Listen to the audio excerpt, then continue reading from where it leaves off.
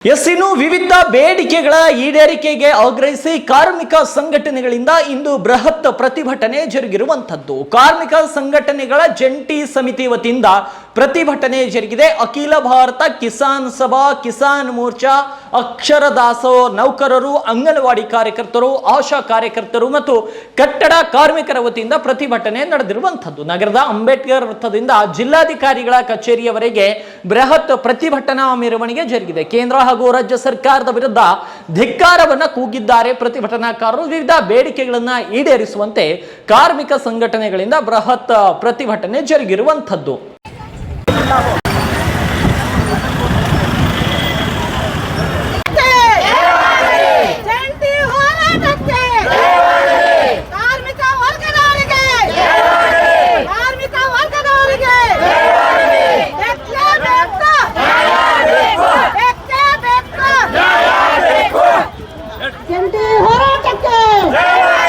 ದೇಶವ್ಯಾಪಿ ನಡೆಯುವ ಸಾರ್ವತ್ರಿಕ ಮುಷ್ಕರ ಚಿರಾಯುವಾಗಲಿ.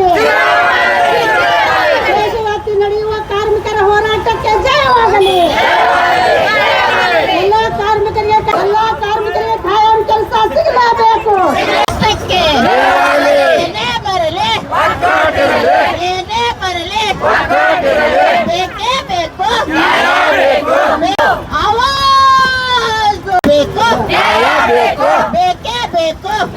ಅನ್ಯಾಯವಾಗಿ ದುಡಿಸಿಕೊಳ್ಳುವ ಸರ್ಕಾರಕ್ಕೆ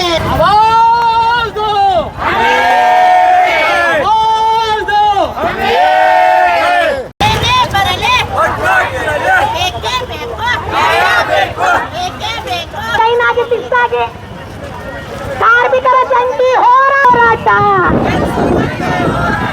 ಎಲ್ಲಿಯ ಏತಕ್ಕಾಗಿ ಜಂಟಿ ಹೋರಾಟಕ್ಕೆ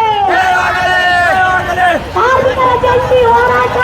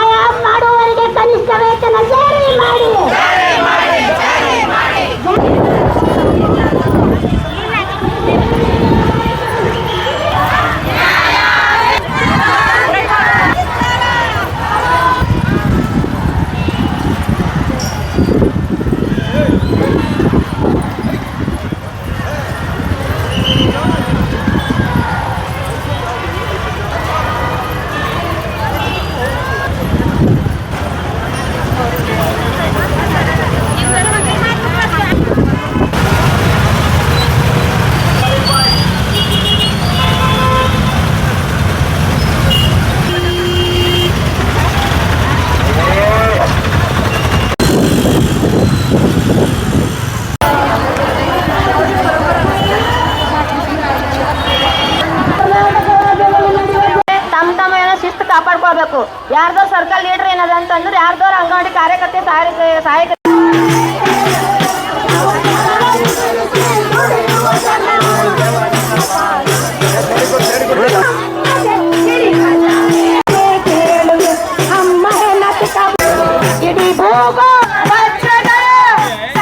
ಹತ್ತು ತಾಸರಿಂದ ಯಾಕೆ ಮಾಡ್ಲತ್ತಾರ? ಯಾರು ಮಾತು ಕೇಳತ್ತಾರ? ಅವರು ಅದಾನಿ ಅಂಬಾನಿ ಅವರೆಲ್ಲ ಮಾತು ಕೇಳ್ತಾರ. ಅಮೇರಿಕದಂತ ಟ್ರಂಪನ್ ಎದುರು ಹೋಗಿ ನಮ್ಮ ವಿಶ್ವಗುರು ಅನ್ನೋರು ಅಲ್ಲಿ ವಿಶ್ವ ಶಿಷ್ಯ ಆಗಂತ ಪ್ರಯತ್ನ ಮಾಡತ್ತಾರ. ನರೇಂದ್ರ ಮೋದಿ ಅವರಿಗೆ ನಾವು ಚಾಲೆಂಜ್ ಮಾಡಿದಂಥ ಆಸ್ತಿ ಮಗ ತನ್ನ ಮನಸ್ಸಿಗೆ ಬಂದಾಗ ಮಾಡ್ತಾ ಇರ್ತಾನೆ. ಹೀಗಾಗಿ ಪಂಡಿತ್ ಜವಾಹರ್ಲಾಲ್ ನೆಹರು ಅವರು ಮೊದಲನೇ ಪ್ರಧಾನಮಂತ್ರಿಯವರು ಏನು ಆಸ್ತಿ ಮಾಡಿದ್ರು, BHL ಆಗಲಿ, ಬ್ಯಾಂಕ್ಗಳಾಗಲಿ ಅಥವಾ ಬೇರೆ ಬೇರೆ ಪಬ್ಲಿಕ್ ಇಂಡಸ್ಟ್ರಿಗಳಲ್ಲಿ ಇವತ್ತು ಮೋದಿ ಅವರು ಮಾಡ್ತಾ ಇದ್ದಾರೆ. ಸಂವಿಧಾನ ಏನದ? ಈ ಸಂವಿಧಾನ ಬಾಬಾ ಸಾಹೇಬ್ ಅಂಬೇಡ್ಕರ್ ಇವತ್ತು ಸಂವಿಧಾನ ಕೊಟ್ಟ ಸಲುವಾಗಿ ನಾವು ಇಲ್ಲಿ ಮುಷ್ಕರ ಮಾಡತ್ತಿದ್ದೆವು. ಒಂದ್ ವೇಳೆ ಸಂವಿಧಾನ ಇಲ್ಲಂದ್ರೆ ಏನಾಯ್ತಿತ್ತು? ಮತ್ತೆ ಗುಲಾಮ್ಗರಿಗೆ ಹೋಗ್ತಿದ್ದೆವು. ಆದರೆ BJPದಾಗಿದ್ದಂಥ ಜನ, RSSದಾಗಿದ್ದಂಥ ಜನ ಅವ್ರು ಏನು ಹೇಳ್ತಾ ಇದ್ರು? 400 MP ಬಂದ್ರೆ ನಾವು ದೇಶದ ಸಂವಿಧಾನ ಬದಲಾಯಿಸಿ ಅಂತ ಹೇಳಿದ್ರು. ದೇಶದ ಸಂವಿಧಾನ ವ್ಯಾಪ ಬಂದರೂ ಬದಲಾಯಿಸೋದಾಗೋದಿಲ್ಲ. ಟ್ರಂಪ್ ಬಂದರೂ ಬದಲಾಯಿಸಾಗಿಲ್ಲ. ನೆಹರು ಗುರು ಬಂದು ನಮ್ಮ ನರೇಂದ್ರ ಮೋದಿ ಅವರು ಗುರು ಬಂದರೂ ಸಂವಿಧಾನ ಬದಲಾಯಿಸೋದಿಲ್ಲ. ಸಂವಿಧಾನ ಬಗ್ಗೆ ಈ RSS ಅವರು 19 BJP ಅಧಿಕಾರಕ್ಕೆ ಬರ್ಬೇಕಂತೇಳಿ ಮಹಾರಾಷ್ಟ್ರದಲ್ಲಿ ಕೂಡ ಅದೇ ರೀತಿ ಧೋಕಾ ಮಾಡಿ ಅಧಿಕಾರಕ್ಕೆ ಪ್ರಯತ್ನ ಮಾಡ್ತಾರೆ. ಸೋಷಿಯಲಿಸಮ್ ವರ್ಡು ನಮ್ಮ ದೇಶದಲ್ಲಿ ಸಾರ್ವಜನಿಕ ಎಲ್ಲರಿಗೂ ಗೊತ್ತಿದೆ. ಸೋಷಿಯಲಿಸಮ್ ನಮ್ಮ ಕುವೆಂಪು ಹೇಳಿದ್ರು, ಸರ್ವರಿಗೆ ಸಮಪಾಲು ಸರ್ವರಿಗೆ ಸಮಪಾಲು ಅಂತ. ನಾವು ಸಮಪಾಲು ಕೇಳಕ್ ಬಂದಿದ್ದೆವು. ಅದು ಸಮಪಾಲು ಕೇಳೋ ಹೊತ್ತಿಗೆ ನಮ್ಗೆ ಎಷ್ಟು ಕೊಡ್ಲತ್ತಾರ? ಅಂಗನವಾಡಿದವ್ರಿಗೆ 15,000 ಒಳಗ, ಬಿಸಿ 12,000 ಒಳಗ, ಮತ್ತೆ ನಮ್ಮ ಆಶಾ ಕಾರ್ಯಕರ್ತರು ಇವರಿಗಂತೂ ಬಹಳಷ್ಟು ದೊಡ್ಡ ಪ್ರಮಾಣದಲ್ಲಿ ಅನ್ಯಾಯ ಅದ. ಹೀಗಾಗಿ ಬಿಸಿ ಊಟದವ್ರಿಗೆ ಹಾಗೆ ಅದ. ಸುಮಾರು 78 ಕೋಟಿ ನಾವು ಕಾರ್ಮಿಕ ವರ್ಗಿದ್ದೆವು. ಈ 78 ಕೋಟಿ ಕಾರ್ಮಿಕ ವರ್ಗ ಒಡೆ ಸಲುವಾಗಿ RSS ಅವರು BMS ಅಂತ ಮಾಡಿದ್ದಾರೆ. ಪ್ರತಿ ತಲೆ BMS ಅಂದ್ರೆ ಅರ್ಥ ಏನು? ನಮ್ಮ ದೇಶನೇ ಗುಲಾಮ್ ಮಾಡ್ರಿ ಅಂತೇಳಿ. ಯಾರು ಮನುಸ್ಮೃತಿ ಇರ್ತದ ಆ ಮನುಸ್ಮೃತಿ ತರಬೇಕಂತ ಜನ. ಹೀಗಾಗಿ ಇವತ್ತಿನ ನಮ್ಮ ಸಾರ್ವತ್ರಿಕ ಮುಷ್ಕರ 1991ರಿಂದ ಹೊಸ ಆರ್ಥಿಕ ನೀತಿ ಬಂತು. ಹೊಸ ಆರ್ಥಿಕ ನೀತಿ ಅಂದ್ರೆ ಕಾರ್ಮಿಕರಿಗಾಗಿ ರೈತರಿಗಾಗಿ ಒಂದು ವಿಷದ ಗುಳಿಗೆ ಅದು. ಈ ಹೊಸ ಆರ್ಥಿಕ ನೀತಿ ತಂದಂತ ಕಾಂಗ್ರೆಸ್ದವ್ರನ್ನು ತೆರಿ ಕೆಡ್ಸ್ಕೊಳತಿಲ್ಲ ಅವರು. ಕಾಂಗ್ರೆಸ್ದವ್ರು ಹೇಳ್ಬೇಕಲ್ರಿ PV ನರಸಿಂಹರಾವ್ ತಪ್ಪು ಮಾಡ್ಯಾನಂತೇಳಿ ಇಲ್ಲಿವರೆಗೆ ಹೇಳಕ್ ರೆಡಿ ಇಲ್ಲ. ರಾಹುಲ್ ಗಾಂಧಿ ಹೇಳ್ತಾ ಇದಾರ, ಏನ್ ರಾಜಕೀಯ ಏನ್ ಹೇಳಿದ್ರು ರಾಹುಲ್ ಗಾಂಧಿ ಅವರು ಅಂತ ಬೇಕಾಗಿಲ್ಲ. ಹೀಗಾಗಿ ಕಮ್ರೇಡ್ ರಾವಣನ ಬಗ್ಗೆ ನಾವು ಜಂಟಿ ಸಮಿತಿ ರೇಸಿಟಿಯು ಅಂತ ಏನು ಕರಿತೀವಿ, ದೇಶದಾದ್ಯಂತ ಕರೆ ಕೊಟ್ಟಿರೋ ಹಿನ್ನೆಲೆಯಲ್ಲಿ ಇವತ್ತು ಬೀದರ್ ಜಿಲ್ಲೆಯಲ್ಲಿ ಸಾವಿರಾರು ಕಾರ್ಮಿಕರು ಬೀದಿಗಿಳಿದು ಏನು ಹೋರಾಟದಲ್ಲಿ ತೊಡಗಿದಿರಿ.